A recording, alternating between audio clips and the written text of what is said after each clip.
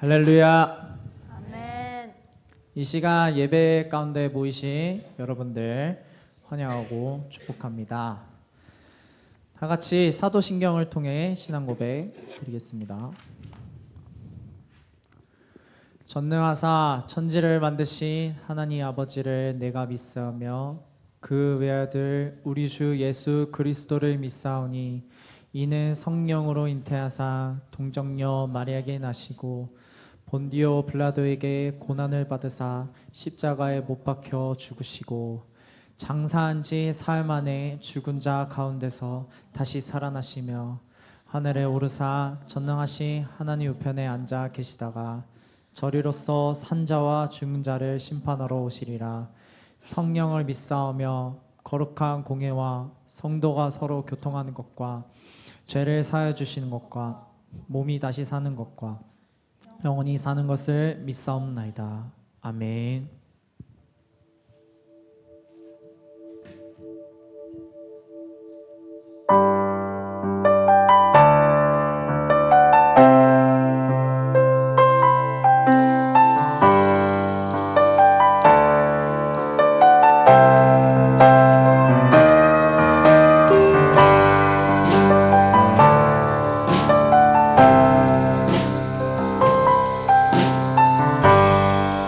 같이 찬양합시다. 영광을 돌리세. 영광을 돌리세. 우리 하나님께 존귀와 위엄과 능력과 아름다움 만방의 모든 신은 헛된 우상이니 오직 하늘의 하나님 그 영광 찬양해.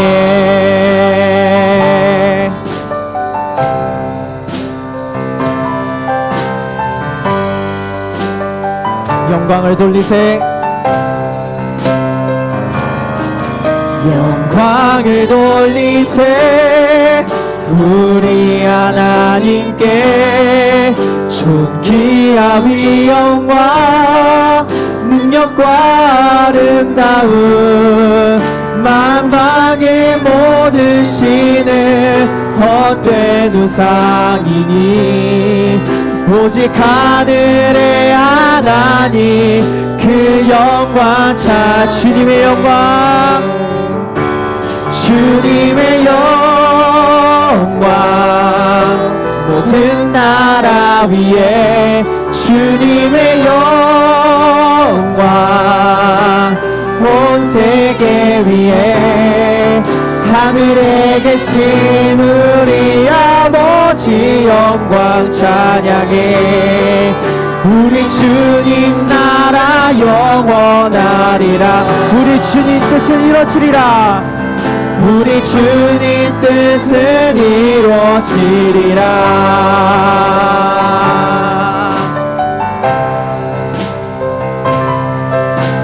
다시 오늘 우리의 주님께 영광을 돌리겠습니다.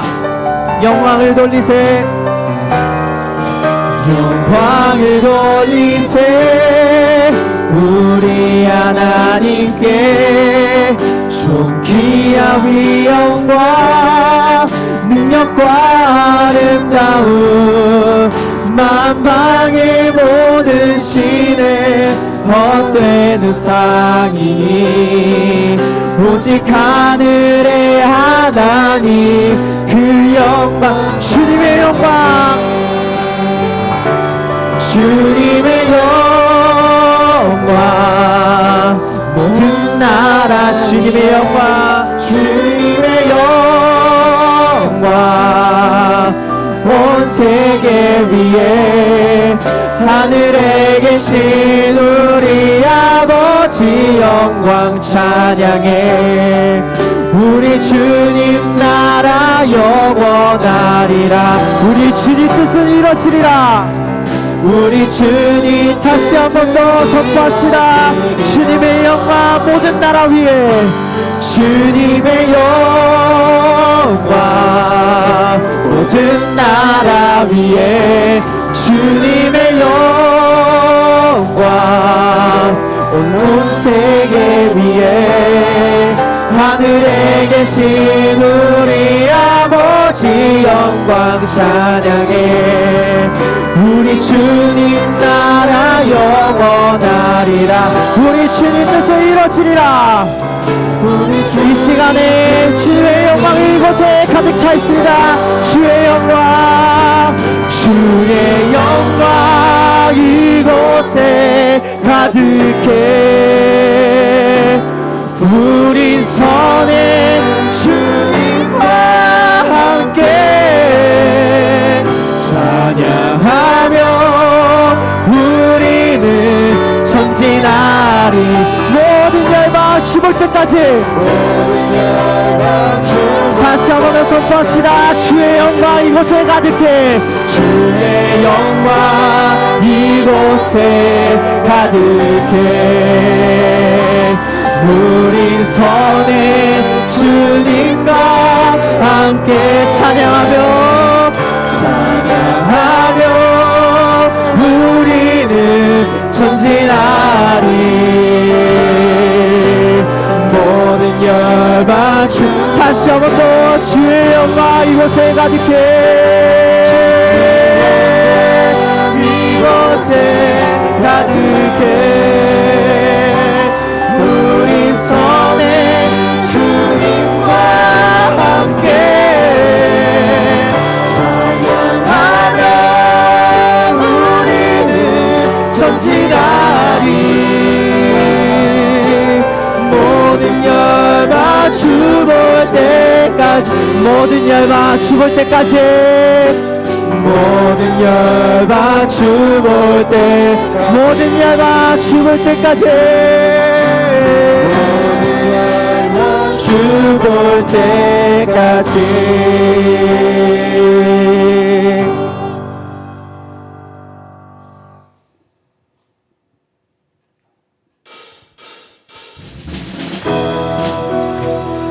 이 시간에 말씀 육신이 되어 우리의 영광 안에 오신 주 예수 그리스도를 찬양합시다.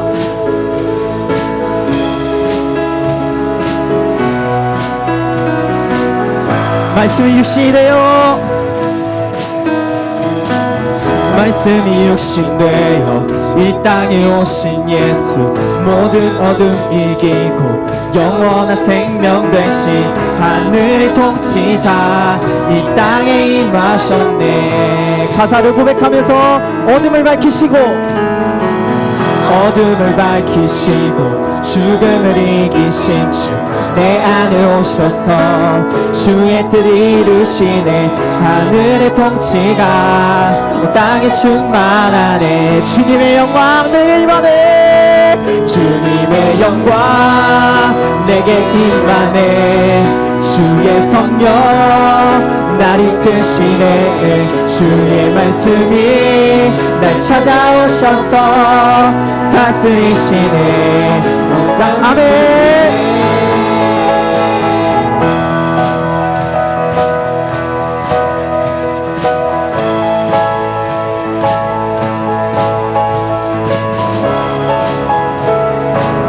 이 시간에 다시 한 번 더 가사를 생각하면서 찬양합시다. 말씀이 육신이 되어, 말씀이 육신되어 이 땅에 오신 예수, 모든 어둠 이기고 영원한 생명 되신 하늘의 통치자 이 땅에 임하셨네. 어둠을 밝히시고, 어둠을 밝히시고 죽음을 이기신 주 내 안에 오셔서 주의 뜻 이루시네. 하늘의 통치가 온 땅에 충만하네. 주님의 영광, 주님의 영광 내게 임하네. 주의 성령 날 이끄시네. 주의 말씀이 날 찾아오셔서 다스리시네. 여러분들의 마음을 담아 찬양했습니다. 주의 영광 내게 임하네. 주의 성령 날 이끄시네. 주의 말씀이 이 시간 주님의 영광을 여러분들의 목소리로 고백합시다. 주님의 영광 내게 임하네. 와 내게 임하네.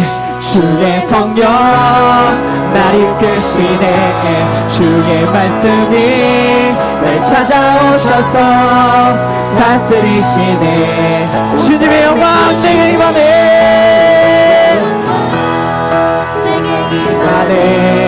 주의 성령 날 이끄시네. 주의 말씀이 날 찾아오셔서 다같이 고백하겠습니다.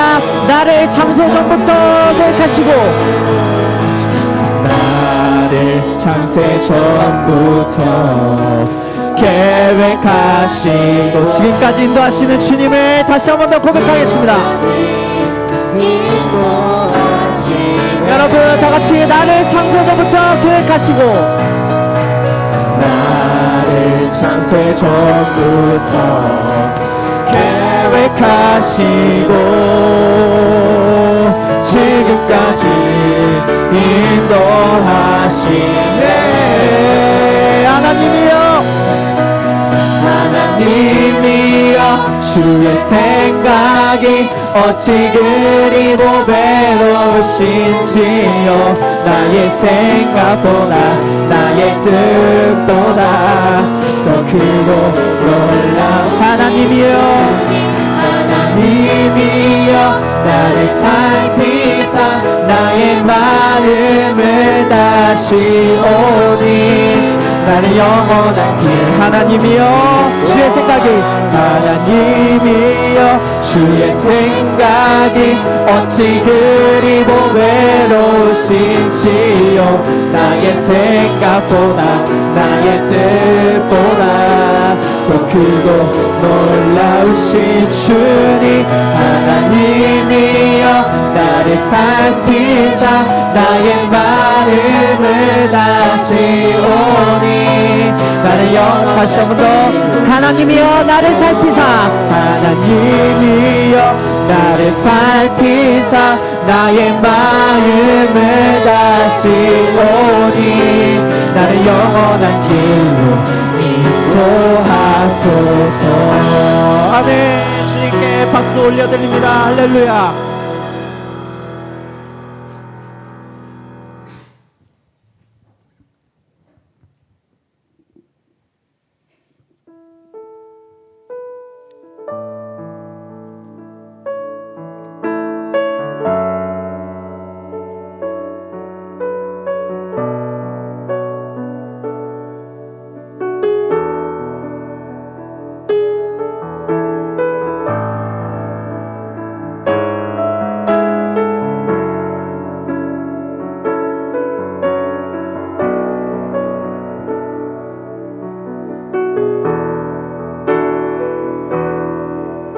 같이 찬양합시다. 비길 수 없네. 비길 수 없네.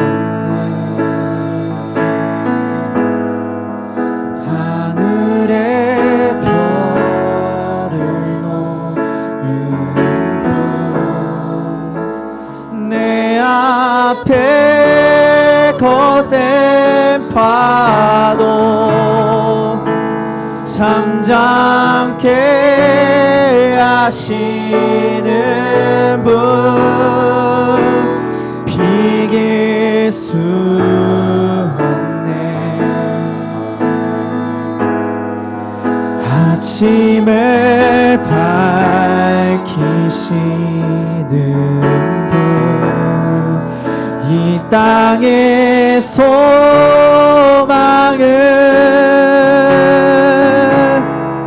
주의 사랑 안에 주광대하시네.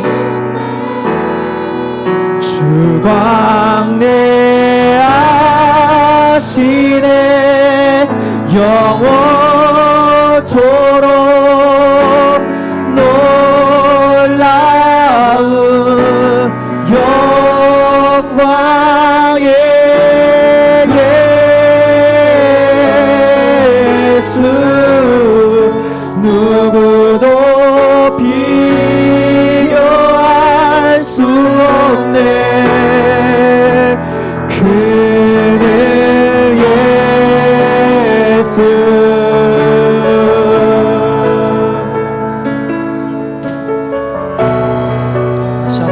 고백합시다. 비길 수 없네, 비길 수 없네. 하늘의 별을 놓은 분, 하늘의 별을 놓은 내 앞에 거센 파도, 내 앞에 거센 파도 잠잠케 하시는 분, 비길 수 없네. 아침을 밝히신 이 땅의 소망은, 이 땅의 소망은 주의 사랑 안에 있네. 주 광대하시네 영원토록 놀라운 영광의 예수, 누구도 비교할 수. 주 광대하시네, 주 광대하시네 영원토록 놀라운 영광의 예수, 누구도 다시 한번 더 고백합시다. 주 광대하시네, 하시네 영원토록 놀라운 영광의 예수, 누구도 비교할 수 없네. 그는 예수, 그는 예수. 모든 영광과 존귀와 능력, 모든 영광과 존귀와 능력 받으소서, 받으소서. 모든 영광과 존귀와 능력 받으소서, 받으소서. 주님 받으소. 모든 영광과 존귀와 능력 받으소서, 받으소서. 존귀와 능력 받으소서. 그리스도 살아계신 하나님, 그리스도 살아계신 하나님, 모든 영광과 존귀와 능력 받으소서, 받으소서.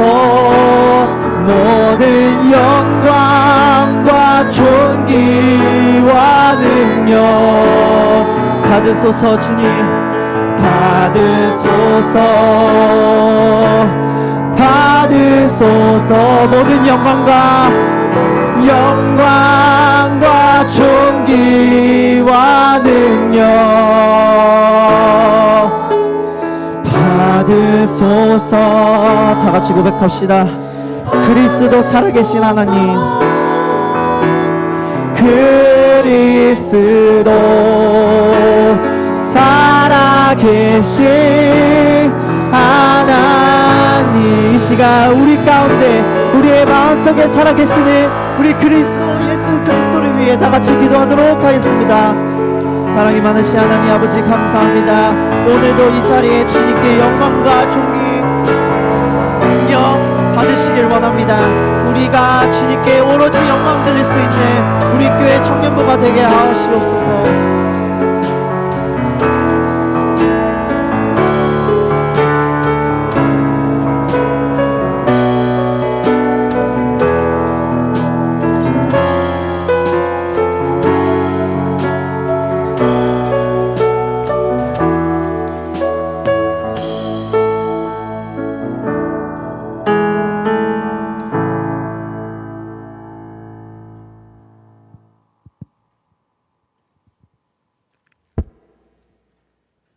다 같이 기도 드리시겠습니다. 사랑과 은혜가 풍성하신 하나님 아버지, 먼저 이 자리에 저희 청년들이 함께 모여 예배 드릴 수 있게 해주심에 감사합니다. 하나님의 사랑과 은혜를 깊이 깨닫고 그 은혜 안에서 서로를 사랑하며 주님의 뜻을 이루어 가도록 인도하여 주세요. 지난 한 주간 저희 삶 속에서 주님을 얼마만큼 사랑하고 동행하였는지 돌아봅니다. 이 시간 주님 앞에서 나와 저희의 연약하고 악하였던 모습들을 회개합니다. 용서하여 주세요. 저희 청년들이 각자 삶 속에서 많은 길들을 걷고 있습니다.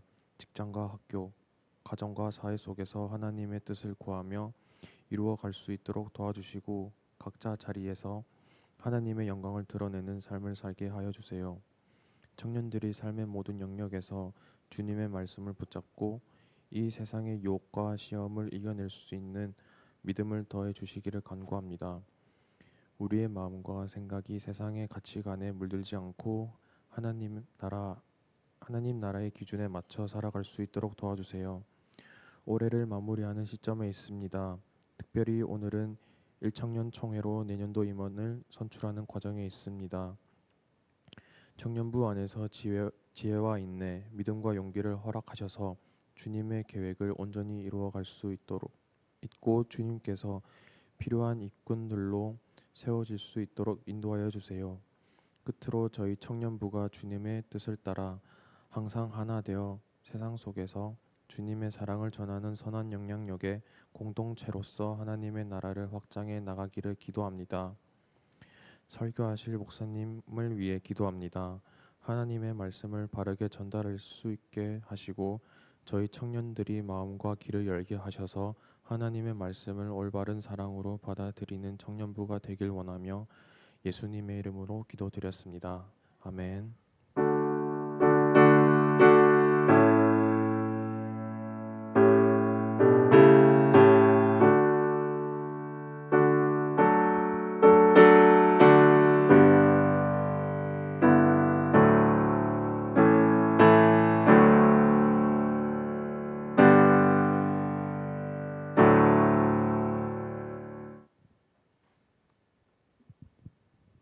함께 일어나셔서 하나님의 말씀을 받겠습니다.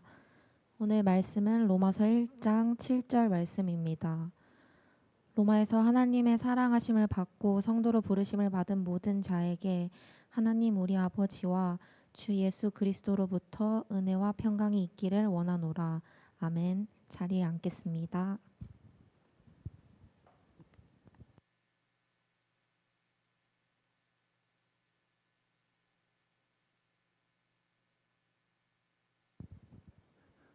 네, 찬양 한 곡 하고 이렇게 말씀 계속 들었으면 좋겠습니다. 비길 수 없네 찬양하겠습니다.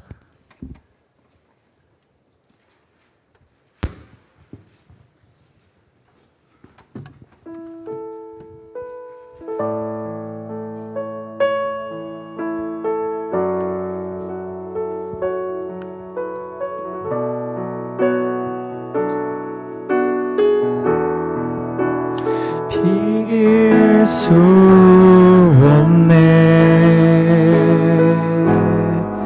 하늘의 별에 놓이는 내 앞에 거센 파도 잠잠게 하시는 분 비길 수 수 없네. 아침을 밝히시는 분, 이 땅의 소망은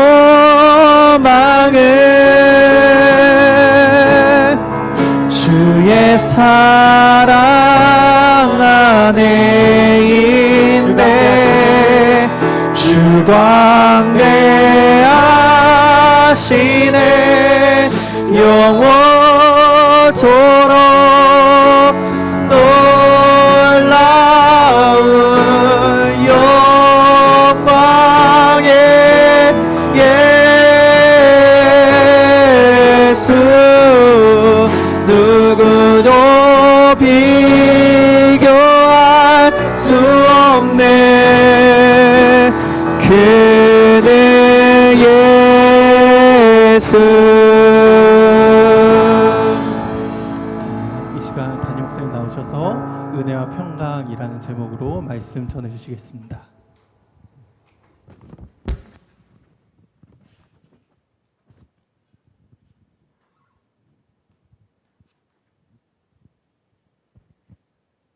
네, 반갑습니다. 제가 예배 때 늦었다고 또 한 소리 들을 수 있는데 제가 예배 늦은 건 사실 굉장히 주일날이 시간을 내기가 힘듭니다. 제가 성경 공부 2개 있고요, 중간에 당회 있고요, 막 이렇게 밥 먹고 시간 내다 맞추다 보니까 이제 조금 늦었는데 양해해 주시고, 네, 죄송한 마음이 있습니다. 그래도 당회도 안 끝내고 지금 나왔어요. 네, 그래서 그런 부분 이해해 주시고, 제가 뭐 청년부 뭐 이렇게 예배를 소홀하게 여겨서 그런 거 절대 아닙니다. 그런 오해는 하지 마세요. 절대 아닙니다. 네, 말씀 같이 보겠습니다. 로마서 1장 7절 읽었나요? 네, 읽었죠. 인사하겠습니다. 은혜와 평강이 넘치기 원합니다. 여러분은 청년부가 어떤 공동체가 되기를 원하십니까? 여러분 나름대로 청년부가 이런 모습이었으면 좋겠다, 저런 모습이었으면 좋겠다, 나름대로 생각을 가지고 있으리라 그렇게 생각이 됩니다. 여러분은 어떤 생각을 가지고 있죠? 청년부가 어떤 공동체가 되었으면 좋겠죠? 내년에 또 청년부가 어떤 공동체가 되었으면 좋겠습니까? 로마서는 사도 바울이 로마 교회에 보낸 편지입니다. 로마 교회는 사도 바울이 개척 설립했던 교회도 아니었고, 그리고 한 번도 방문한 적이 없는 교회였습니다. 소문으로만 들었던 교회가, 사도 바울에게 있어서 소문으로만 들었던 교회가 바로 이 로마 교회거든요. 그래서 소문으로만 들어서 이 로마 교회가 어떤 상황에 있는지, 어떤 신앙을 가지고 있는지 사도 바울은 몰랐습니다.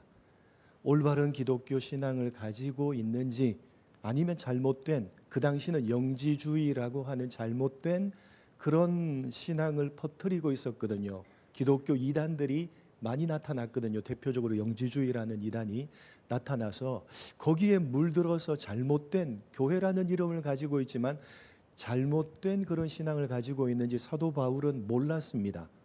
자기가 개척해서 설립한 교회도 아니었고, 가서 자기가 말씀을 가르친 교회도 아니었고, 한 번도 방문한 적이 없었던 교회였기 때문에 잘 몰랐어요. 그 교회에 편지를 적는 겁니다. 그래서 편지를 적을 때 보통 인사말을 먼저 적거든요. 인사말을 먼저 적는데 사도 바울은 그 인사말을 적을 때 기독교 신앙의 내용을 압축하고 압축해서 올바른 기독교 신앙이 어떤 것이냐라고 하는 걸 잘 정리해서 미리 안부 인사를 하고, 그 내용으로 안부 인사를 하고, 보다 구체적으로 안부 인사 이후에 기독교 신앙의 내용, 가장 핵심적인 구원에 대해서 체계적으로 논리적으로 설명하는 긴 편지를 적어서 로마 교회에 보냈던 겁니다. 오늘 읽었던 이 로마서 1장 7절은요, 그 안부 인사를 어떤 내용을 압축해서 했다고요? 기독교 신앙이 어떤 것인지를 압축해서 그렇게 안부 인사로 이야기하는데 가장 마지막 안부 인사, 그 안부 인사를 마무리하는 마지막 내용이 바로 본문으로 읽은 1장 7절 내용입니다. 자, 안부 인사를 기독교 신앙이 어떤 것인지를 압축하고 있는데 로마서 그래서 1장을 읽어보면요. 복음이 뭔지, 기독교 신앙이 말하는 가장 기독교 신앙의 핵심인 복음이 뭔지를 설명합니다. 사도 바울이 복음은 하나님이 선지자들을 통해서 성경에 미리 약속하신 것이다. 약속하신 것인데 누구에 대한 내용이다? 복음은 하나님의 아들에 대한 내용이다. 여러분, 기독교는 왜 기독교입니까? 기독은 누구를 가리키는 거죠? 기독, 누구를 가리킵니까? 예수님을 가리키는 거거든요. 그래서 성경에 많은 내용들이 있지만 성경의 모든 내용들은 누구를 다 이야기하는 거다? 가장 핵심적으로는 누구를 이야기하는 거다? 예수님을 이야기하는 겁니다. 바로 복음에 대해서 기독교가 말하는 복음이 뭐냐? 가장 기독교 신앙의 핵심인 복음은 바로 하나님의 아들이신 예수님이다 라고 바울이 1장 1절부터 읽어보면 그 예수님에 대해서 소개를 합니다. 그 예수님 때문에 우리가 자격이 없지만 하나님의 백성이 된 것이고, 그 예수님 때문에 우리는 구원받을 수가 없지만, 우리 스스로는 구원받을 만한 아무것도 없지만 그 예수님 때문에 우리가 구원을 받은 것이다 라고 하면서 기독교 신앙의 핵심적인 내용을 압축해서 이야기하는 가운데 가장 마지막을 이 7절 말씀으로 마무리를 하는 겁니다. 이렇게 마무리합니다. 한번 읽어보겠습니다. 같이 읽겠습니다. 시작.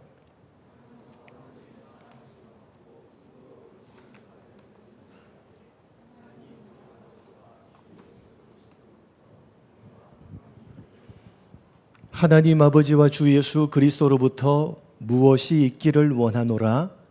은혜와 평강이 있기를 원하노라 라는 말로 이제 안부 인사 7절까지 이어지는 안부 인사를 마무리합니다.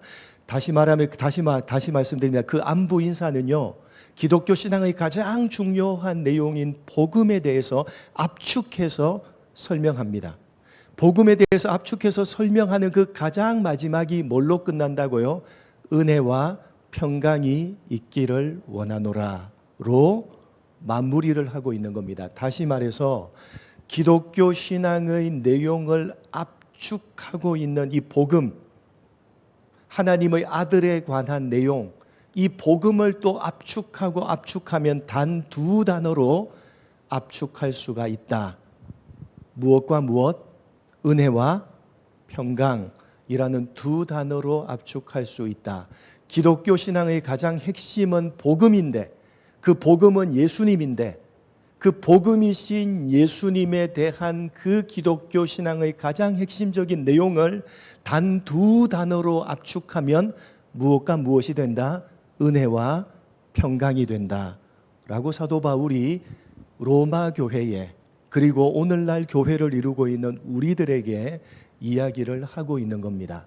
도대체 은혜와 평강이 뭐길래, 어떤 의미를 가지고 있길래 기독교 신앙을 압축하고 있는, 가장 핵심적인 내용을 압축하고 있는 복음을 설명하는 두 단어냐라고 하는 걸 우리가 살펴보는 겁니다. 왜 은혜와 평강이 기독교 신앙 전체의 내용을 압축하고 있는 두 단어냐라고 하는 겁니다. 자, 먼저 은혜라고 하는 단어는요, 우리가 많이 쓰잖아요. 우리가 찬양할 때도 은혜 아니면 살아갈 수가 없네부터 시작해서 우리는 은혜라는 단어를 많이 사용합니다. 기독교 신앙을 가지고 있는 사람이 가장 빈번하게 사용하고 있는 단어 가운데 하나가 뭐죠? 은혜라는 단어입니다. 은혜는 헬라어 원어로 뭐겠어요? 헬라어 원어로 은혜는 뭐겠어요? 카리스잖아요. 카리스 찬양단이잖아요. 뜻이 뭔지 몰랐어요? 은혜라고 하는 단어는 헬라어 원어로 카리스라는 단어입니다. 그런데 이 은혜, 카리스라는 단어는요, 사실 우리가 사람이 사실은 잘 이해하지 못하는 단어입니다. 이해하기가 상당히 어려운 단어입니다.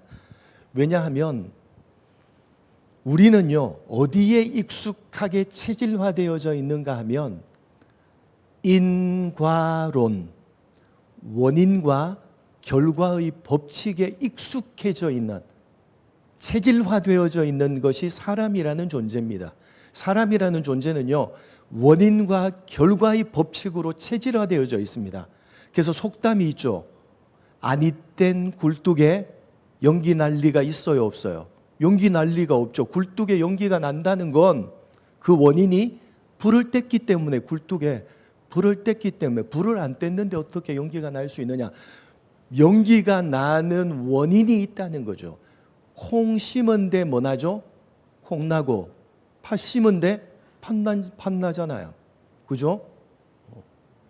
무언가 어떤 결과가 주어지면 그 결과가 주어진 원인이 있다. 그래서 우리는 원인과 결과의 법칙에 익숙합니다. 체질화되어져 있습니다. 그래서 어떤 결과가 주어지면요, 원인이 어디인지를 우리는 꼭 생각하는, 그게 사람이라는 존재입니다.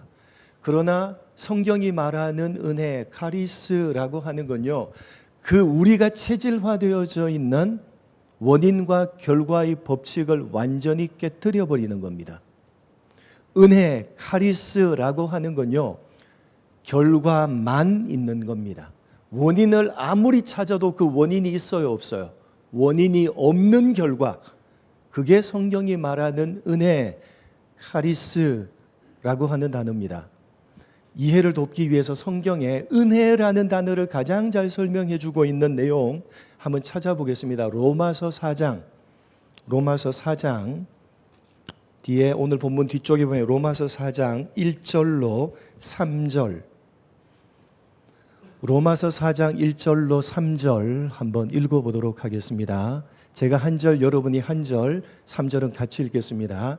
그런즉 육신으로 우리 조상인 아브라함이 무엇을 얻었다 하리요?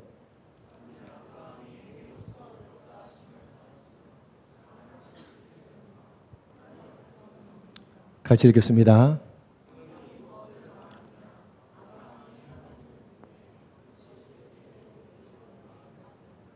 자, 1절 먼저 띄워주세요. 성경 전체에서 은혜가 무엇인지를 가장 잘 설명해 주고 있는 부분입니다. 자, 그런즉 육신으로 우리 조상인 아브라함이 무엇을 얻었느냐? 요 말은요, 어떻게 읽어야 되는가 하면 그런즉 육신으로 끊어야 됩니다. 육신으로 우리 조상인 아브라함 이렇게 붙여 읽어버리면요, 아브라함이 육신으로 우리 조상이다 라는 의미로 오해합니다. 그래서 요 말은 띄워 쓰기를 잘해야 됩니다. 아버지 가방에 들어가시면 안 되죠. 그렇죠? 아버지가 방에 들어가신다. 이렇게 해야지, 붙여서 아버지 가방에 들어가신다. 이렇게 띄워 읽으면 안 되잖아요. 그죠? 이것도 띄워 읽어야 됩니다. 육신으로 우리 조상인 아브라함이, 이렇게 읽으면 아브라함이 우리의 육신의 조상인 것처럼 그런 뜻으로 오해를 하는데 띄워야 됩니다. 육신으로 우리 조상인 아브라함이 무엇을 얻었느냐? 아브라함이 육신으로 얻은 게 뭐냐? 요 말입니다. 이해되시죠? 아브라함이 육신의 행위로서 얻어낸 것이 무엇이냐? 이렇게 이야기하면서 2절에 이렇게 이어집니다. 만일 아브라함이 행위로서, 1절의 표현은 육신으로서, 만일 아브라함이 행위로서, 육신으로서 의롭다 하심을 받은 것이라면 자랑할 것이 있지만, 자기가 아브라함이 어떤 행위를 해서 의롭다 하심을 받았다면 자랑할 것이 있죠. 내가 그런 행위를 했기 때문에 의롭다함을 받았다, 자랑할 것이 있지만 하나님 앞에서는 없다. 그래서 아브라함이 육신의 행위로 얻은 것은 아무것도 없다. 이렇게 이어집니다. 그리고 3절, 성경이 무엇을 말하느냐? 아브라함이 하나님을 믿음에 그것이 그에게 의로 여겨진 바 되었다. 자, 아브라함은 육신의 행위로 의롭다함을 얻은 것이 아니죠. 없어요. 자랑할 것이 없어요. 아브라함에게는 육신의 행위를 해서 의롭다함을 받은 게 아니에요. 뭘로 받았다? 3절에 보면 육신의 행위로 받은 게 아니라 뭘로 받았다? 믿음으로 받았다. 그래서 성경이 사용하는 믿음도요, 여러분 잘 이해하셔야 됩니다. 성경이 사용하는 믿음은 내가 하는 행위가 맞아요, 아니에요? 성경이 말하는 믿음은 내가 하는 행위가 맞아요, 아니에요? 자, 내가 한동일을 믿어요. 내가 한동일을 믿는 건 누가 하는 행위예요? 내가 하는 행위잖아요. 내가 믿잖아요. 내가 믿음이라는 행위를 하잖아요. 근데 성경이 말하는 믿음은요, 그 사람이 하는 행위로서 믿음을 의미하지 않습니다. 연습하는 거예요. 너무 놀라지 마세요. 연습.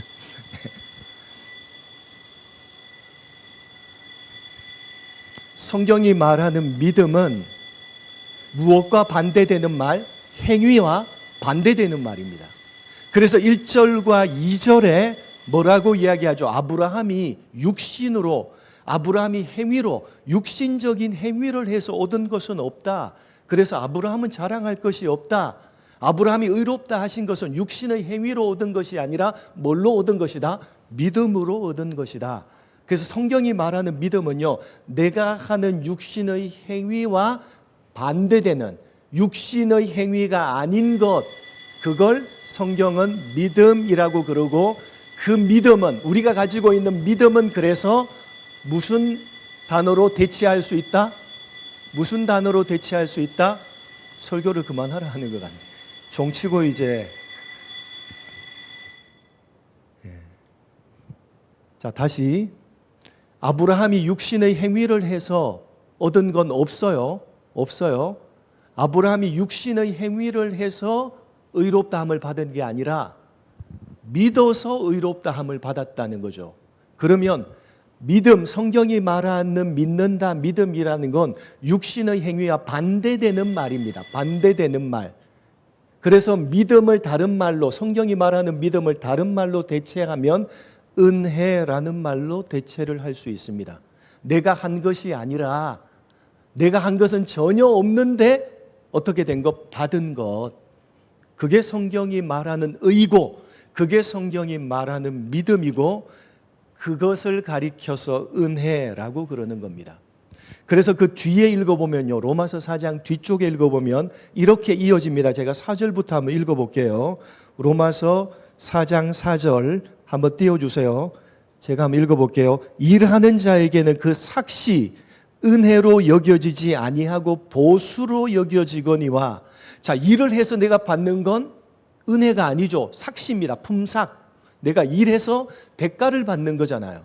보수잖아요. 그죠? 은혜가 아닙니다. 은혜는 내가 한 것이 없이 받는 것. 나는 육신의 행위로 아무것도 한 것이 없는데 일방적으로 나에게 주어진 것. 그게 은혜. 그게 믿음이고 그게 은혜거든요. 그래서 이렇게 설명하는 겁니다. 일하는 자에게는 그 삭시, 일해서 받는 건 자기가 일해서 받는 것이기 때문에 그건 은혜가 아니다. 그건 대가고 보수다. 그래서 5절, 4장 5절, 은혜는 뭐냐? 일을 아니할지라도 경건치 아니한 자를 의롭다 하심을 믿는 자는 그의 믿음을 의로 여기신다. 일을 안 해도 받는 것, 경건하지 않고 의롭지 않아도 의롭다고 하시는 것, 그게 믿음이고 그게 은혜다라고 설명하는 겁니다. 그래서 6절, 일한 것이 없이, 내가 한 것이 없이 하나님께 의로 여기심을 받는 사람의 복에 대해서 다윗이 어떻게 말했느냐. 7절, 불법이 사함을 받고 죄가 가리워짐을 받는 사람은 복이 있다. 죄를 안 지어서 죄가 없는 것이 아니라 불법을 행했어요, 나는. 근데 사함을 받았어요. 이유 없이, 값 없이. 자, 죄를 지었어요. 근데 죄가 어떻게 해요? 죄가 없는 게 아니라 죄를 지어서 죄가 있는데 죄가 어떻게 가리워졌어요. 누가요? 하나님이 죄를 가리시고 하나님이 어떻게 해요? 불법을 사해 주시는 거예요. 이유가 없습니다. 하나님이 일방적으로 아무 이유 없는 결과 죄를 지었지만 죄를 가리워서 죄가 없다고 해주시고, 불법을 행했지만 하나님이 아무 이유 없이 사해 주셔서 너는 의롭다라고 해주셨다고. 그래서 우리가 가지고 있는 믿음은 바로 그런 것이라고. 내가 하는 행위가 아니라 하나님이 우리에게 주시는 선물이라고. 그 선물을 받고 그런 모든 것들, 나는 아무것도 한 것이 없는데 일방적으로 하나님이 나에게 허락해 주신 것, 나에게는 원인이 없는데 받을만 하지 않고 입을만 하지 않는데 하나님이 일방적으로 그냥 아무 이유 없이 그냥 일방적으로 베풀어 주신 것, 그것이 성경을 가리켜서 그것을 믿음, 카리스라고 하는 겁니다. 원인이 없어요. 원인 없는 결과. 자, 그래서 이 복음, 기독교 신앙의 가장 중요한 내용은 복음이고요. 이 복음을 한 단어로 정의하면 은혜라는 단어로 정의를 할 수가 있는 겁니다. 여러분, 우리가 구원을 받았죠. 여러분, 예수를 믿어서 구원 받았죠. 여러분이 믿어서 받은 게 아니에요. 내가 믿어서 받았다 해버리면 내가 믿음이라는 행위를 해서 내 행위에 대한 대가를 받은 거죠. 그건 기독교가 말하는 믿음이 아닙니다. 내가 믿었죠. 내가 믿어서 구원받았죠. 여러분, 예수를 믿고 있죠. 믿죠. 그 믿음은요, 나에게서 난 것이 아니라 누가 주셨기 때문에, 누가 믿게 하셨기 때문에, 하나님이 주시고 하나님이 믿게 하셨기 때문에 믿어지는 거예요. 이해가 되세요? 그게 성경이 말하는 믿음이에요. 내가 하는 행위 이전에 하나님이, 내가 믿은 게 아니라 하나님이 믿게 하시고 믿음이란 걸 선물로 주셔서 믿어지게 하시는 거예요. 그게 성경이 말하는 믿음입니다.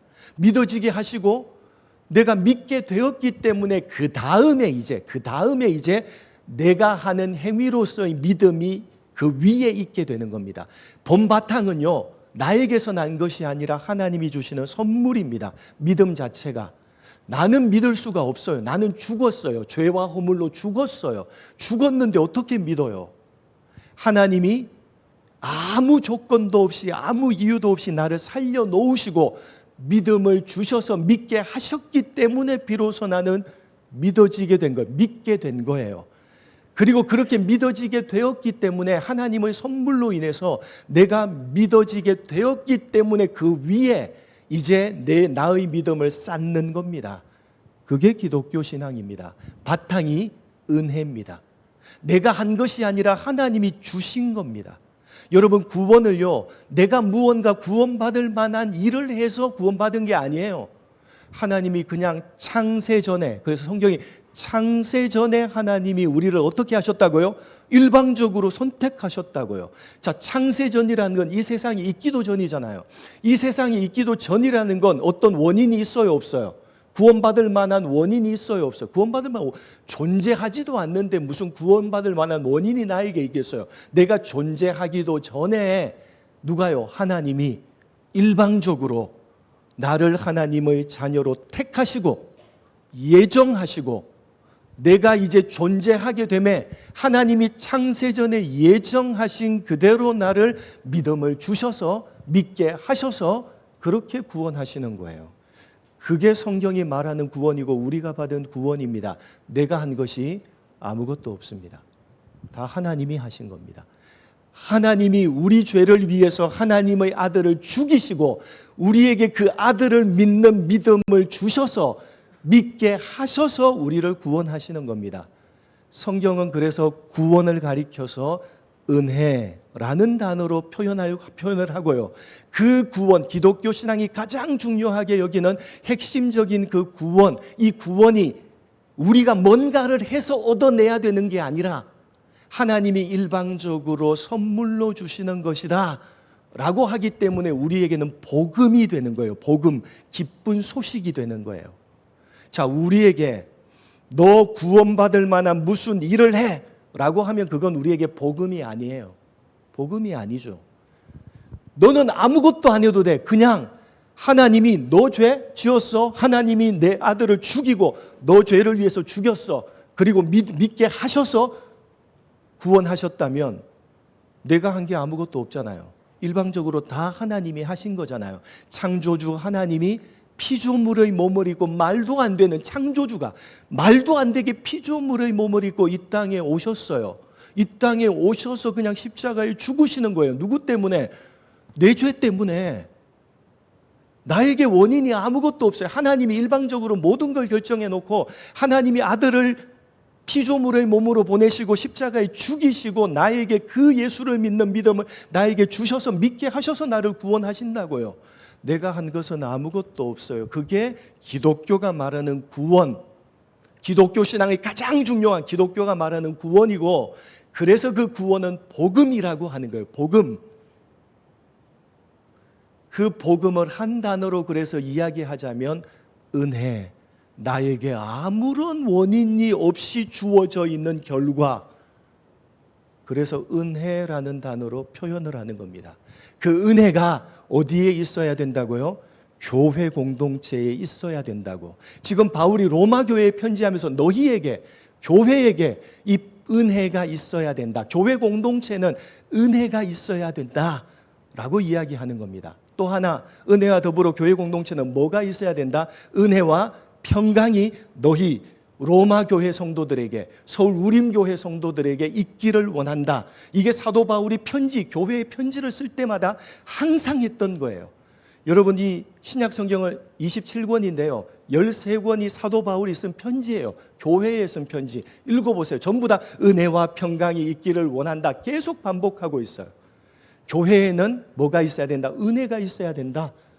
교회는 또 뭐가 있어야 된다? 더불어 평강이 있어야 된다. 자, 평강이라는 말은요, 헬라어 원어로는, 신약 성경을 적고 있는 헬라어 원어로는 에이레네라는 말입니다. 단어입니다. 히브리어로 평강을 이야기하면요, 우리가 잘 아는 샬롬이라는 단어입니다. 샬롬 들어보셨죠? 그게 평강이라는 단어입니다. 자, 이 평강은요, 아무 적대적인 관계조차도 없는 평화의 상태. 예를 들자면 지금 싸우지 않아요. 한동희와 내가 싸우지 않잖아요. 그죠? 싸우겠어요? 싸우지 않죠. 근데 만약에 한동희가 마음에 저를 향한 어떤 조금의 꺼리끼는 마음을 가지고 있다. 보기에는 아무 싸움도 없고 화평한 상태 같지만 마음속에 한동희가 나를 향한 안 좋은 마음을 조금이라도 꺼리끼는 마음을 가지고 있다. 그건 성경이 말하는 평강, 성경이 말하는 샬롬이 아니에요. 그것까지 다 없어야 돼요. 자, 그게 성경이 말하는 평강이거든요. 자, 우크라이나와 러시아가 지금 전쟁하고 있죠. 당연히 평강한 상태가 아니죠. 그죠? 자, 그런데 우리나라와 북한은 지금 전쟁하고 있어요? 전쟁하고 있지 않잖아요. 근데 적대적인 관계에 있잖아요. 적대적인 관계에 놓여 있잖아요. 우크라이나와 러시아도 평강이 없는 상태고, 똑같이 지금은 전쟁을 하고 있지 않지만 우리나라와 북한도 평강이 없는 상태예요. 이해하시겠어요? 성경이 말하는 평강은 단순히 그냥 눈에 보이는 이런 다툼과 그런 것이 없다고 평강, 샬롬이 이루어진 게 아니라 마음속에 조금의 거리낌도 없이 그런 것들이 완전히 없어져 있는 상태, 그걸 성경은 평강, 샬롬이라고 하는 겁니다. 그런데요, 사람이 가질 수 있는 관계는 크게 두 가지 관계가 있습니다. 사람과 사람 사이의 관계, 그것보다 더 근본적인 사람과 하나님 사이의 관계. 사람은 크게 두 가지 관계 속에서 살아갑니다. 세상 사람들은 하나님과의 관계가 있는지 모르고 사람과 사람 사이의 관계가 전부인 줄 알고 살아가지만, 사실은 사람은 두 가지 관계 속에서 살아가는 겁니다. 하나님과 나와의 관계, 나와 다른 사람과의 관계, 두 가지 관계. 자, 나와 다른 사람과의 관계 속에서 그 누구하고도 조금의 거리낌이 없는 그런 평강의 상태를 이루었다 하더라도 그 사람은 평강한 상태가 아니에요. 더 근본적인 관계인 어떤 관계에 문제가 있기 때문에, 나와 하나님과의 관계에 문제가 있기 때문에. 자, 그래서 성경이 말하는 평강은요, 누구만 할 수 있느냐? 누구만 할 수 있겠어요? 사람이 가지는 관계 가운데 가장 근본적인 관계인 하나님과 나와의 관계 속에서 평강을 이룬 사람, 그 사람만이 이제 사람과 사람 사이의 평강을 이루어가면 성경이 말하는 평강이 이루어지는 겁니다. 교회 밖에 하나님과 평강을 이루지 못한 사람이 아무리 모든 사람과 평강의 상태를 이루었다고 해서 그 사람은 성경이 말하는 평강을 이룬 것이 아닙니다. 왜요? 무슨 관계에 문제가 있어요? 하나님과의 관계에 문제가 있기 때문에. 그래서 성경이 말하는 평강은요, 성경이 말하는 평화는요, 교회 공동체 안에 속해 있는 사람만 이루어낼 수 있는 겁니다. 왜요? 가장 근본적인 관계인 하나님과 나 사이의 관계에서 평강이 이루어진 사람들이잖아요. 그죠? 누구 때문에 이루어졌어요? 여러분은 하나님과 여러분 사이에 이미 평강의 상태가 이루어졌어요. 누구 때문에 이루어졌어요? 예수님이 우리를 위해서 죽으시고 그 죽으심으로 말미암아 이제 하나님과 우리와의 샬롬이 이루어진 거예요. 하나님이 그렇게 이루어지게 하신 겁니다. 여러분이 만약에 하나님을 향해서 어떤 적대적인 마음을 가지고 있어도 그건 하나님과의 관계 속에서 어떤 장벽이 되지 않습니다. 왜요? 그 모든 그런 마음까지 예수님이 모두 십자가에 지시고 죽어주셨기 때문에, 그리고 하나님은 우리를 향해서 어떤 조그만한 적대적인 관계도 가지고 계시지 않기 때문에 하나님이 예수님을 통해서 이미 하나님과 우리 사이의 평강의 관계는 이루어 주셨어요. 그래서 우리가 여기 모여 있는 것 아닙니까? 하나님을 뭐라 고백하죠? 우리는 아버지라 고백하면서, 하나님을 아버지라 고백하는 그 하나님과 나 사이에 샬롬, 평화가, 평강이 이루어진 사람들이기 때문에 교회 공동체로 모여 있는 것 아닙니까? 그렇죠? 우리만이 이제 평강을 이루어낼 수 있는 겁니다. 왜요? 하나님과의 관계 속에서 아버지와 자녀의 관계가 되어버렸기 때문에, 평강을 이룬 관계가 되어버렸기 때문에 이제 누구하고만 평강하면 돼요? 여기 있는 사람과의 사이에서 평강을 이루어내면 성경이 말하는 평강이 이루어지는 겁니다. 그래서 사도 바울이 교회 공동체를 향해서 너희는 하나님과 이미 평강, 가장 인간이 가지는 기본적인 관계인 하나님과의 관계에서 평강이 이루어진 사람 아니냐? 예수님 때문에 너희는 하나님과 샬롬, 하나님과 평강을 이룬 사람들이니까 그런 사람들이 모여 있는 이 공동체에 뭐가 있어야 된다고? 평강이 있어야 된다고. 어떻게 하라고요? 하나님과 평강을 이룬 그 사람들이 모여 있기 때문에 이제 그렇게 모인 사람들 사이에 뭘 이루어 가라? 평강을 이루어 가라 라고 교회 공동체를 향해서 평강이 있어야 된다고 이야기하는 겁니다. 하나님께서 모든 교회 공동체 바라시는 겁니다. 소원하시는 겁니다. 그래서 하나님이 사도 바울을 통해서 성경을 기록하게 하시고 모든 교회에 편지할 때 그 교회를 향해서 항상 했던 말 읽어보세요. 모든 교회에 이 말을 합니다. 은혜와 평강이 있을지어다. 교회 공동체는 반드시 은혜와 평강이 있어야 된다. 교회 공동체는 반드시 은혜가 나타나야 되고 반드시 평강이 이루어져야 된다. 그래야 교회 공동체다 라고 권면을 하고 있는 겁니다. 우리 교회를 향해서도 마찬가지입니다. 주님께서 우리 교회를 향해서, 하나님께서 우리 교회를 향해서 가지고 계시는 바람, 가장 간절한 하나님의 소원이 있다면 일 잘하는 것 아니에요. 무슨 일을 잘하고 무슨 뭘 잘하고 그런 거 아니에요. 그런 거 아니라 하나님이 우리 교회 공동체, 청년부 교회 공동체 바라는 것 단 한 가지 하나님이 바라시는 소원이 있다면 이 청년부 공동체에 무엇과 무엇이 있기를? 은혜와 평강이 있기를 바라는 거예요. 여러분은요, 하나님의 은혜로 구원을 받았습니다. 내가 한 것이 아무것도 없습니다. 내가 한 것이 아무것도 없는데 하나님이 은혜로 나를 구원해 주셨습니다. 라는 고백으로 교회 공동체에 모인 거예요. 그렇죠? 이 고백 아니면 교회 공동체에 사실 모일 필요가 없어요. 하나님이 우리를 하나님의 자녀로 값없이 삼아주시고 값없이 구원해 주셨기 때문에, 우리는 하나님의 은혜를 입었기 때문에 이곳 교회 공동체로 모여서 은혜를 주신 하나님을 섬기고 있는 것 아닙니까? 그런데 은혜를 입었다고 하면서 은혜가 나타나지 않아. 은혜 입은 사람들이 모였는데 하나님의 은혜, 나는 아무것도 한 것이 없이 일방적으로 베풀어 주신 하나님의 은혜를 입었다고 고백하면서 교회 공동체로 모인 사람들인데, 그렇게 모인 사람들 가운데 은혜가 나타나지 않아. 그건 은혜로 고백하는 게 거짓말이죠. 거짓말이죠. 그 교회 공동체가 아니죠.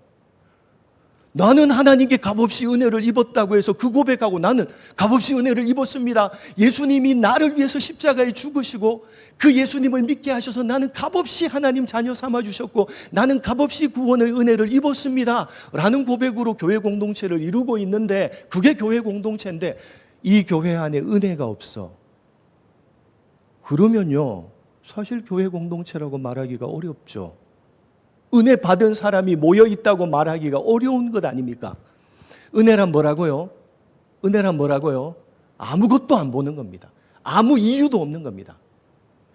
하나님이 아무 조건도 보지 않고 아무 자격도 따지지 않고 아무 이유도 묻지 않고 나를 사랑하신 거예요. 죽기까지 십자가, 창조주가 피조물의 몸이 되기까지 그냥 사랑하신 거예요. 뭘 요구하셨나요? 뭐 어떤 자격을 갖춰? 그러면 내가 사랑할게. 너 뭘 해? 요구하셨나요? 아니잖아요.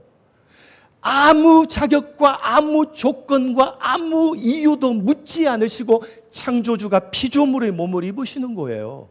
아무 자격, 아무 조건, 아무 이유, 아무것도 요구하지 않고 그냥 우리를 위해서 십자가에 죽으시는 거예요. 그리고 우리를 아무 이유와 자격과 조건 없이 하나님의 자녀 삼으신 거예요. 그 은혜를 받은 사람이 모여있는 데가 교회 공동체잖아요.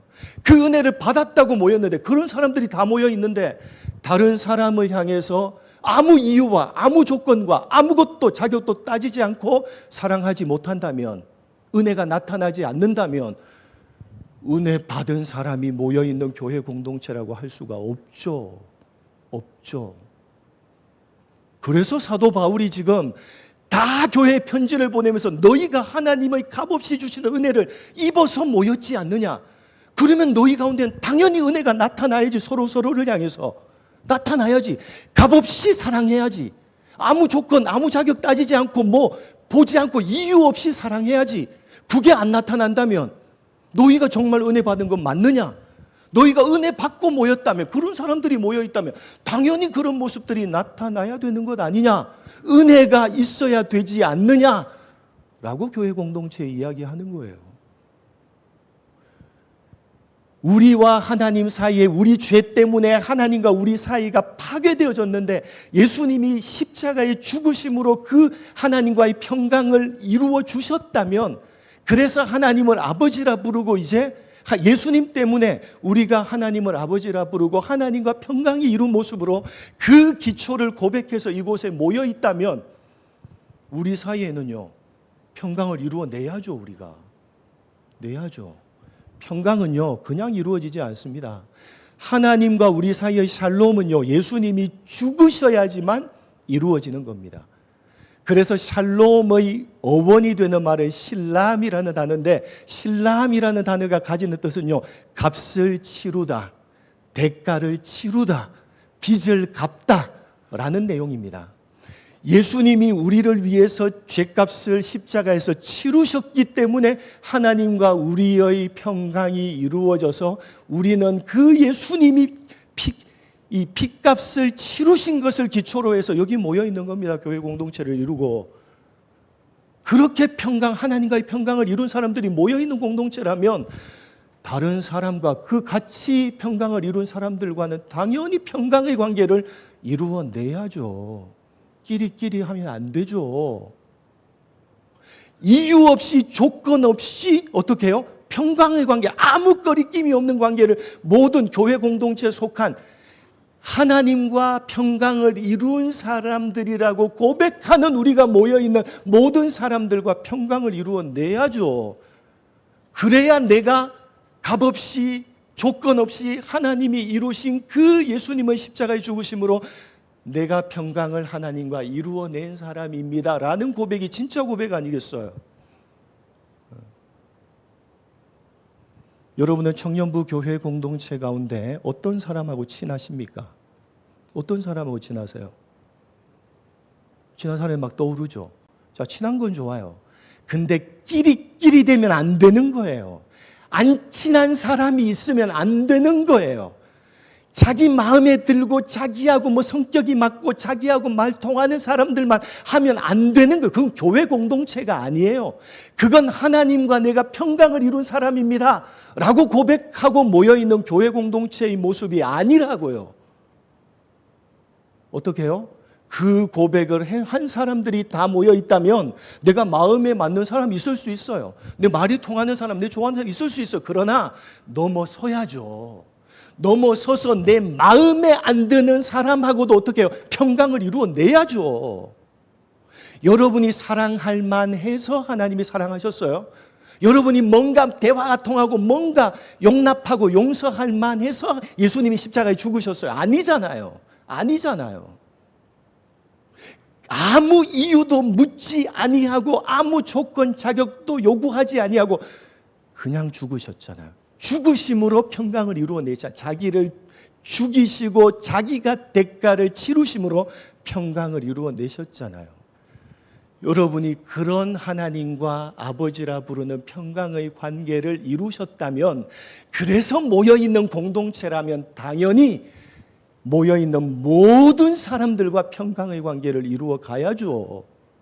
평강이 나타나야죠. 교회 공동체 가운데 모든 사람들로 더불어 내 좋아하는 사람, 내가 좋아하는 사람, 내가 사랑할 만한 사람을 사랑하는 건요, 사랑이 아니에요. 내가 좋아서 하는 거지 뭔 사랑이에요 그게. 그건 성경이 말하는 사랑이 아닙니다. 성경이 말하는 사랑은 언제나 뭐죠? 오래 참고 끝이 뭘로 끝나는 줄 알아요? 모든 것을 견디느니라. 성경이 말하는 사랑은요, 내가 좋아해, 내가 마음에 들어, 그 사람 사랑하는 거 사랑 아니에요. 내가 좋아서 하는 거예요. 성경은 그걸 사랑이라고 인정해 주지 않습니다. 나하고 말이 통해, 그렇게 좋아하는군요. 성경이 그걸 사랑이라고 인정해 주지 않습니다. 용서할 만해, 용납할 만해, 내가 받아들일 만해, 그래서 받아들이고 용서하는 건요, 성경이 그걸 용서, 용납이라고 말하지 않습니다. 성경은요, 전혀 자격이 없는 사람, 전혀 나하고 안 맞는 사람, 전혀 말이 안 되는 그런 사람을 어떻게 하는 거죠? 용납하고 용서하고 사랑하고 품어주고, 성경은 그걸 가리켜서 나 전혀 자격이 없고 전혀 조건이 없고 전혀 나와 안 맞고 그 사람을 향해서 내가 오래 참음으로 시작해서 견디느니라로 끝이 나면서 그 사람을 사랑하는 것, 그게 성경이 말하는 사랑이에요. 그 사랑을 여러분 각각에게 주님이 하셨잖아요. 그 사랑을 받은 사람들이잖아요. 그래서 여기 모여 있잖아요. 그렇게 모여 있는 사람들끼리 은혜를 나타내지 못하고 평강을 나타내지 못한다면 교회 공동체가 아니라고 바울이 이야기하는 거예요. 모든 교회 공동체를 향해서 은혜와 평강이 있어야 된다. 당연히 이런 모습이 있어야 된다. 왜? 너희가 은혜를 입은 사람들로 교회 공동체를 이루고 있고, 너희가 하나님과 평강을 이룬 사람들로 교회 공동체에 모여 있지 않느냐. 그건 예수님이 십자가에 죽으심으로 너희에게 값없이 주신 것 아니냐. 그걸 고백하고 모여있는 사람들 안에서 은혜가 흘러가지 않고 평강이 나타나지 않는다면 그게 무슨 교회 공동체냐고 오늘 바울이 모든 교회에게 편지를 보내면서 우리 교회에게 말씀하시는 거예요. 여러분, 일을 잘하려고 하지 마세요. 무슨 일을 세련되게 하고 무슨 열심 부리지 마세요. 은혜를 나타내세요. 다른 사람과의 관계에서 은혜를 나타내세요. 그냥 사랑하세요. 자격 따지지 마세요. 조건 따지지 마세요. 그냥 덮어놓고 사랑하세요. 하나님이 바라시는, 교회 공동체 바라시는 소원입니다. 여러분이 죽으세요. 여러분이. 평강은요, 대가를 치러야지만 이루어지는 겁니다. 여러분이 죽으세요. 다른 사람 죽으라고 하지 마세요. 여러분이 죽으세요. 여러분이 예수님이 죽으심으로 하나님과의 평강의 관계가 회복되었다고 여러분이 믿고 있는 사람이라면, 그거 안 믿는 사람은 하지 마시고, 여러분 자신이 예수님이 죽으셨기 때문에 하나님과 내가 이 평강의 관계가 이루어졌습니다 라고 고백하고 믿고 있는 사람이라면 여러분 자신이 하세요. 여러분 자신이 여러분을 죽여서 다른 사람과 맞추세요. 그래서 그 사람과 평강을 이루어 가세요. 내가 좋아하는 사람, 말 통하는 사람 끼리끼리 하지 마시고. 끼리끼리는 제가 분명히 얘기합니다. 제가 이거 낮 예배 시간도 얘기했어요. 어른들한테. 끼리끼리는요, 하나님이 이루신 평강을 파괴하는 겁니다. 끼리끼리는요, 하나님이 핏값으로 사셔서 여기에 은혜로 모이게 하신 교회 공동체를 파괴하는 겁니다. 파괴하는 거예요. 그것 하지 말라고 하는 게 하나님의 소원이에요. 일 잘해라, 일 착착 처리하고, 임원, 열심히. 아니에요. 그거 하지 마세요. 하지 마요. 하지 말라면 진짜 안 하게. 그게 아니라, 그게 중요한 게 아니라, 일을 잘하려고 하다가 사람에게 상처 주면요, 안 해야 돼요. 하지 마요. 사람이 중요한 거예요, 사람이. 관계가 중요한 거라고요, 관계가. 하나님과 우리와의 관계가 회복된 사람으로 너희도 이제 다른 사람과의 관계를 회복하라는 거예요. 은혜를 베풀라는 거예요. 너희가 은혜 받은 자로 은혜를 베풀고 평강의 관계를 얻은 자로 이제 평강의 관계를 만들어 가라는 거예요. 그런 공동체, 은혜와 평강이 있는 교회 공동체로 만들어 가라고 오늘 우리에게 말씀하고 계시는 겁니다. 1년을 되돌아보십시오. 여러분이 정말 여러분에게서 은혜가 나타났어요? 다른 사람에게 나타났어요? 여러분이 정말 평강을 이루려고 여러분 자신을 죽이면서 맞추어 갔어요? 그거 반성하셔야 됩니다. 내가 1년 동안 뭐 열심히 했지, 뭐 이루었지? 아니에요, 아니에요, 여러분. 그거 하나님이 인정해 주지 않으세요. 그거 평가하지 않으세요. 은혜를 얼마나 흘려보냈느냐. 네가 마음에 안 드는 저 사람, 내가 저 사람을 위해서 죽었어. 네가 정말 너무너무 안 좋아하는 저 사람을 위해서 내가 죽었어. 예수님이 죽으셨어요. 그거 하라는 거예요. 그게 교회 공동체예요. 은혜와 평강이 나타나야 돼요. 내가 좋아하는 사람, 나 마음에 맞는 사람 끼리끼리, 여러분 그건 평강을 파괴하고 은혜를 파괴하는 거예요. 교회 공동체를 파괴하는 거예요. 친하지 말라는 것 아닙니다. 친하지만 넘어서야죠. 모든 교회 공동체에 속한 사람하고 친해지려고 해야죠. 다가가야죠. 다가가서 안 맞으면 누구를요? 그 사람 죽이려고 하지 말고 자기 자신을 죽여야죠. 여러분 한 사람 한 사람을 위해서 주님께서 그렇게 하셨습니다. 지금도 그렇게 하고 계세요. 그 은혜를 받은 자고 그 평강을 입은 자예요. 그렇다면 은혜 받은 자로 평강을 입은 자로 이곳에 모여 있으니까 여러분이 하셔야죠. 은혜를 나타내시고 평강을 이루어 가셔야 되죠. 은혜와 평강이 있는 교회 공동체는요, 목회자가 만들어주지 않습니다. 임원들이 만들어주지 않습니다. 그 누구도 이 공동체를 은혜와 평강이 있는 주님이 그토록 바라시는, 소원하시는 교회 공동체로 그 누구도 만들어주지 않습니다. 여러분 각자가 만들어 가셔야 됩니다. 여러분 각자가 하셔야 됩니다. 부디 바라옵기는 한 해를 결산하며 그 부분을 결산하시고, 새로운 한 해를 준비할 때도 그래, 내가 나 자신을 죽여서 내가 받은, 하나님께 받은 은혜를 나에게서 다른 사람에게 흘려보내서, 그래서 은혜가 나타나는 공동체, 평강이 이루어지는 교회 공동체로 만들어가리라. 내가 하겠다. 내가 하나님의 은혜를 받은 자니까, 내가 예수님 때문에 하나님과의 평강의 관계가 이루어진 자니까 내가 이제 하겠습니다. 다짐하고 결단하는 귀 있는 자가 되어서 오늘 성령이 교회들에게 하시는 말씀을 들으시는 여러분 모두가 되시기를 주님의 이름으로 간절히 축복합니다. 하나님 아버지, 교회 공동체는 은혜를 입었다고, 구원의 은혜를 입었다고 고백하고 있는 사람들이 모여 있는 곳입니다. 예수님이 죽으심으로 말미암아 이제 하나님과 내가 아버지와 자녀의 관계가 되는 이 평강을 이룬 사람이라고 고백하는 사람들이 모여 있는 곳이 이곳 교회 공동체입니다. 그것이 청년부 공동체입니다. 우리 모두는 그 고백으로 은혜를 입었고 평강을 이루어낸 사람으로 하나님이 값없이 은혜를 주시고 예수님이 죽으심으로 이루어내신 그 평강을 기초로 해서 여기에 모여 있는 것들이 바로 우리들입니다.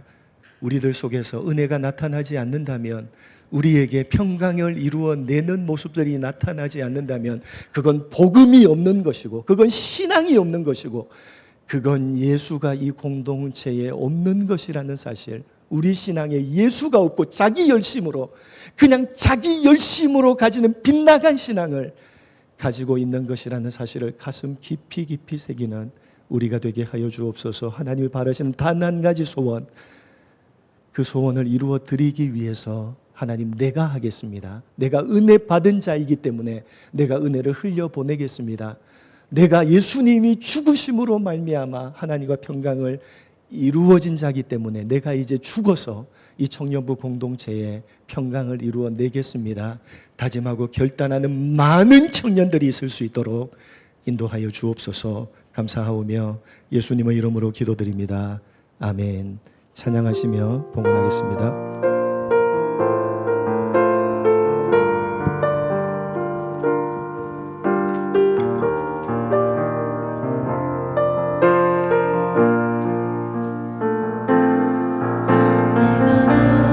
왔던 모든 것들이 내가 지나왔던 모든 시간이 내가 걸어왔던 모든 순간이 당연한 것 아니라 은혜였어. 내가 하나님의 찬양의 여름, 봄의 꽃향기와 가을의 열매, 변하는 계절의 모든 순간이 당연한 것 아니라 은혜였소. 모든 것이 은혜,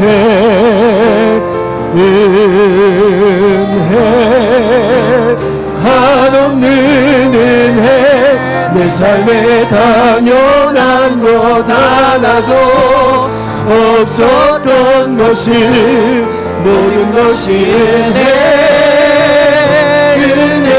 은혜였소. 내가 이 땅에 태어나 사는 것, 어린아이 시절과 지금까지 숨을 쉬며 살며 꿈을 꾸는 삶, 당연한 것 아니라 은혜였소.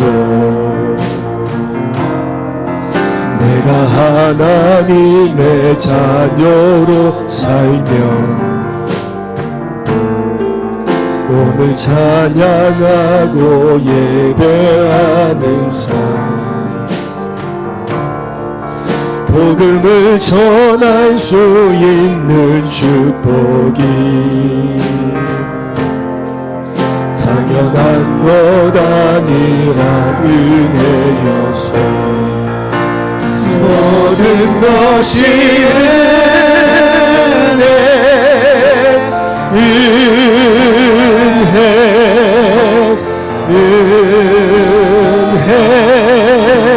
한없는 은혜, 내 삶에 당연한 것 하나도 없었던 것을, 모든 것이 은혜, 모든 것이 은혜입니다. 다시 한번 고백합니다.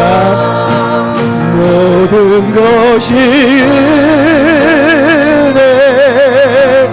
은혜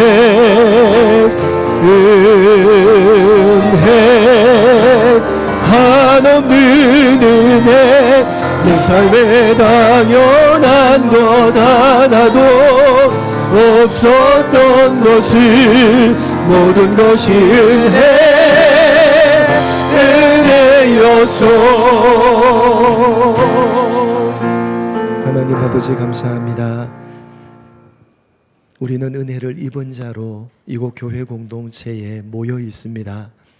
우리는 예수님이 십자가의 죽으심으로 이루어 놓은 하나님과의 평강을 기초로 해서 그것을 고백하며 이곳 교회 공동체로 모여 있습니다. 그러기에 이곳 교회 공동체 은혜를 입었고 평강을 이룬 사람들이 모여 있는 이곳 교회 공동체는 반드시 은혜가 나타나야 되며 평강이 이루어져야 됩니다. 하나님 아버지, 은혜와 평강이 있는 공동체, 은혜와 평강이 넘쳐나는 청년부 교회 공동체로 만들어 가겠습니다. 내가 하겠습니다. 내가 나를 죽이며 은혜를 흘려보내며 내가 나 자신을 죽여서 평강을 이루어 내겠습니다. 그런 은혜를 받았고 그런 평강을 받은 자로 내가 이곳 교회 공동체로 은혜와 평강이 있는 교회 공동체로 만들어 가겠습니다. 다짐하고 결단하는 마음으로 예물을 주 앞에 올려드리오니 주께서 기뻐 흠양하여 주옵소서. 드린 손길마다 기억하시되 하늘을 여사 하늘의 신령한 복과 땅의 기름진 복으로 충만히 채워 주옵소서. 감사하오며 예수님의 이름으로 기도드립니다. 아멘.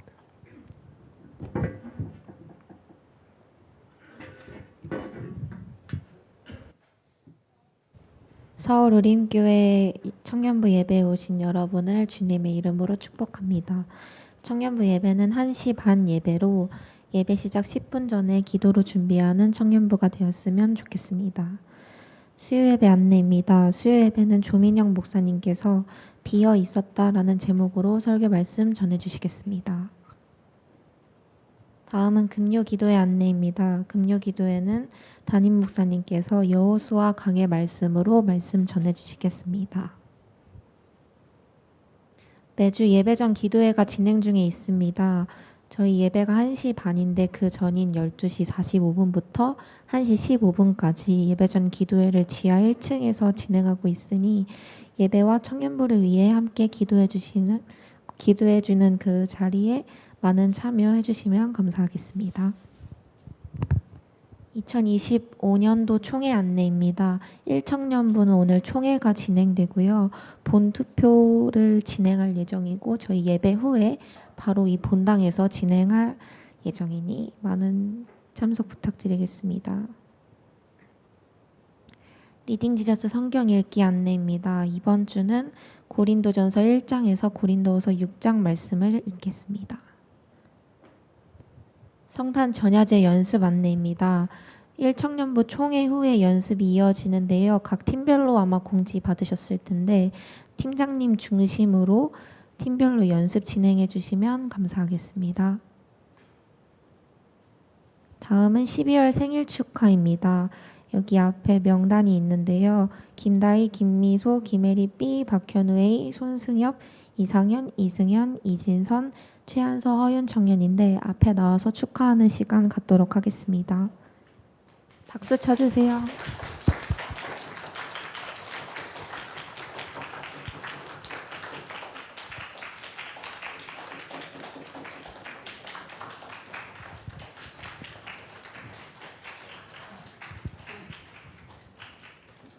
함께 축복합니다. 찬양할게요.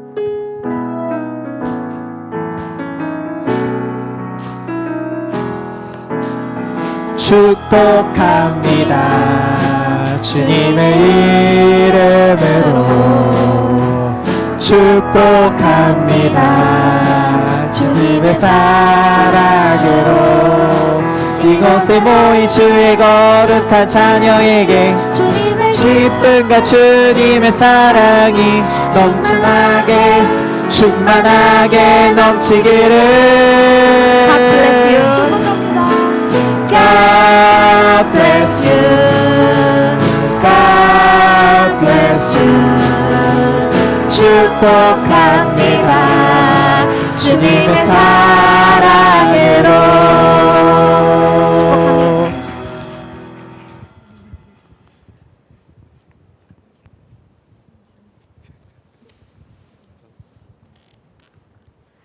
다 같이 인사하고 인사할 때 큰 박수로 마무리해 주시면 감사하겠습니다.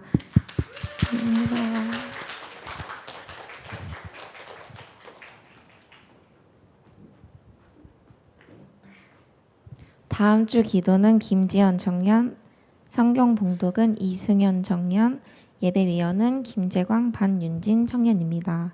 이상으로 광고 마치겠습니다. 네, 다 같이 일어나서 찬양하겠습니다.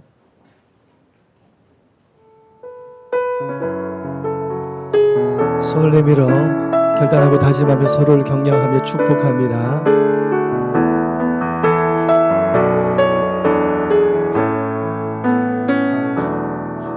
하나님의 부르심에는 후회하심이 없네. 내가 이 자리에 선 것도 주의 부르심이라. 하나님의 부르심에는 결코 실수가 없네. 나를 부르신 하나님의 신실하심을 믿네.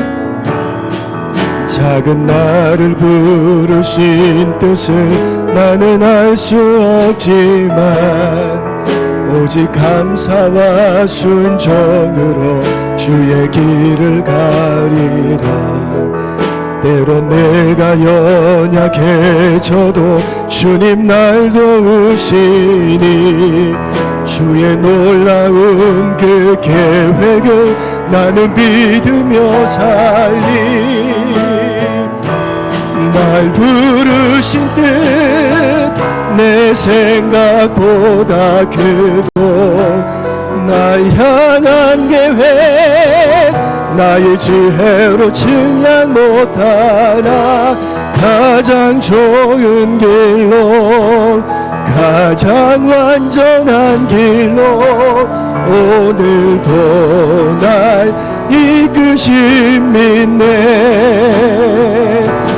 널 부르신 뜻 내 생각보다 크고 널 향한 계획 너의 지혜로 증량 못하나 가장 좋은 길로 가장 완전한 길로 오늘도 널 이끄신 믿네.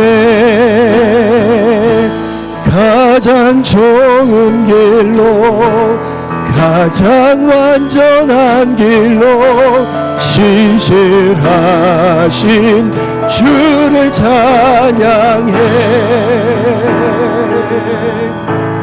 주 예수 그리스도의 은혜와 하나님의 극진하신 사랑과 성령의 교통하심이 하나님의 은혜를 입은 자로 이곳 청년부에 모여 있음에 예수님이 죽으심으로 이루어 놓으신 하나님과의 샬롬을 기초로 해서 그 고백으로 이곳 청년부 공동체에 모여 있기에 이제 은혜를 나타내겠습니다.